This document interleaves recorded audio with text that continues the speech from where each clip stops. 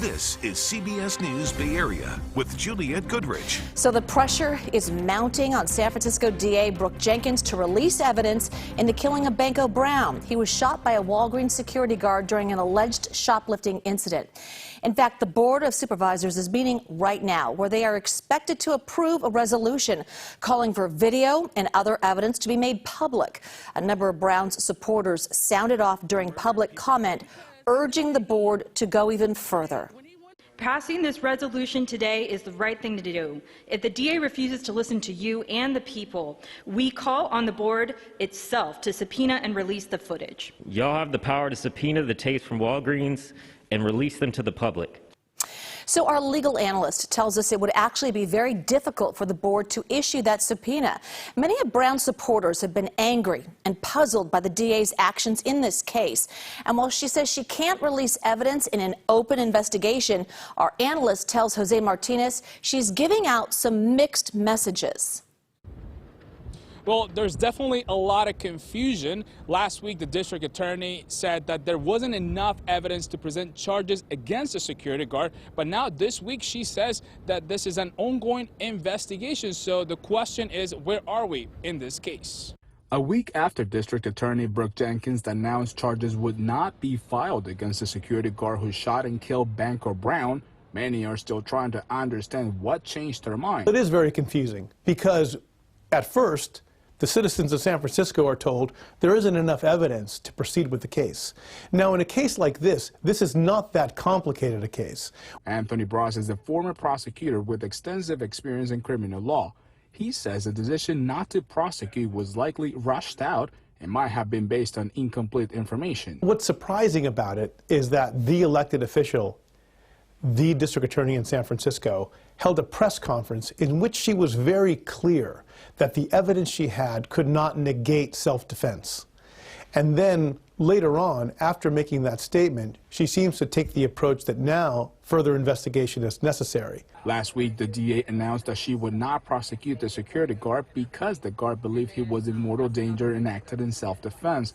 But on Monday, Jenkins said the investigation is ongoing, and she was up against a legal deadline to either charge the security guard with 72 hours or release him from custody. The DA said she based her initial decision on the security camera video she's now under mounting public pressure to release. The question is, if the district attorney's attitude has changed from this case being one that could not be proven to one that now requires further evidence, what was the change? What was the piece of evidence? Now, Supervisor Dean Preston is also introducing a proposal that would ban security guards from pulling a weapon to protect property. All right, I want to get to some breaking news out of Oakland right now, where police are investigating a shooting near Castlemont High School. It happened about 90 minutes ago. We are told 2 people were hit, but at this point there's no word on how they are doing or what led up to it or whether it had anything to do with the school, which was not in session due to the ongoing teachers' strike. We're gathering more information. And unless there's a major breakthrough in the next few hours, it is looking like that strike is going to stretch into a 5th day tomorrow. Both the district and the teachers union submitted new proposals today. They seem to be getting closer to a deal on school safety, things like fire codes and what to do about unruly students. They are still debating some of the common good proposals, and those deal with things like homelessness and shared decision making. What we want is for our voices as a community to be heard, for policies to be enforceable. The heater has been broken for 10 years.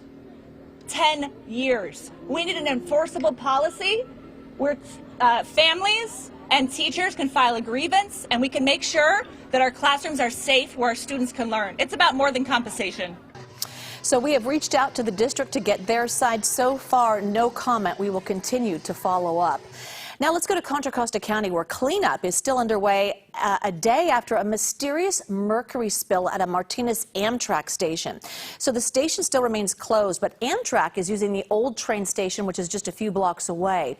County health officials saying about 1.5 pounds of mercury spilled in the parking lot. Now, they still don't know where it came from, and they're now concerned it may have been tracked around the station.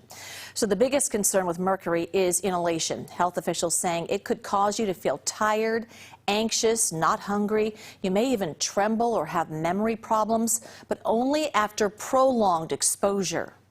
The levels that we have measured at the scene so far have been 1,000 times less than what we would consider to be a health concern for the community. Still, people are being asked to stay away from the area for now, and health officials say if you were at the station yesterday, do not wash the clothes you were wearing. Instead, double bag them and call the county hazmat team. Now, most hazardous materials are hauled across the county in tanker trucks. At 6, we showed you the technology installed in these vehicles to cut down on spills and accidents. And now, John Ramus takes a closer look at some of the safety measures on our roads right here in the Bay Area, including one that came as a result of a tragedy that happened more than 40 years ago. It does make sense that you would want to keep explosives out of a busy tunnel, but 40 years ago they hadn't really thought about it until what happened here in the Caldecott. Most of us drive to work every day, never really knowing what kind of danger may be rolling alongside us. Federal highway safety officials are looking for ways to cut down on the number of truck accidents, especially those that involve hazardous materials. There's over 2 million shipments of hazmat every day in the United States of America. And most of the incidents involve flammable liquids, primarily combustible liquids for fuel oil for home heating. Human error is the biggest contributing factor. But some of the laws governing hazmat on California roads were born out of one tragic incident in the Bay Area, specifically the Caldecott Tunnel. At about midnight on April 7th, 1982, a woman, later ruled to be legally drunk, entered the third bore. She struck the wall, blocking the roadway about halfway through the tunnel. A tanker truck hauling gasoline crashed into her and then was struck from behind by a bus, which somehow ended up outside the tunnel. The gasoline inside ignited, creating an inferno that killed 7 people. Caltrans spokesperson Bart Ney was just a kid at the time, but he remembers it. Being a Bay Area native, that was a pretty big catastrophe that happened, where an explosion took place in the Caldecott Tunnel, and it made some changes in the California Vehicle Code. You'll no longer see tanker trucks hauling hazardous materials in the tunnels unless you travel pretty early. As the signs say, they're now restricted to the hours of 3 a.m. to 5 a.m. And the Caldecott fire even changed how tunnels are built. HVAC systems in tunnels improved greatly after the accident in 1982, and you can really clearly see that in the new fourth bore tunnel at the Caldecott, because the jet fans that we have installed in there are completely visible to motorists. But all the tunnels have them, and they came in handy in 2015 when another fiery car crash left a tunnel filled with smoke. From the air, you can see how it was being vented away. Bart Ney says it's not unusual for laws to change after a tragedy. In fact, that's the normal evolutionary process. So what the state does is it looks at the necessity, like there is a need to move these things, but how can we move them in the safest manner possible and on the best routes possible? And some routes just aren't conducive to that. We see that now, but as obvious as it seems, it sometimes takes the unimaginable to make us realize the danger that was there all the time. Caltrans also has restrictions on many of the Bay Area's roadways and along waterways, prohibiting tanker trucks carrying flammable and toxic materials where they could spill. California Senator Dianne Feinstein is headed back to Washington after an extended absence that prompted calls for her resignation. Now, Feinstein has been recovering at home in San Francisco since she was diagnosed with shingles in late February. Her absence stalled the confirmation of President Biden's judicial nominees, leading to some fellow Democrats to urge her to step down. Feinstein has said she will not seek re-election next November.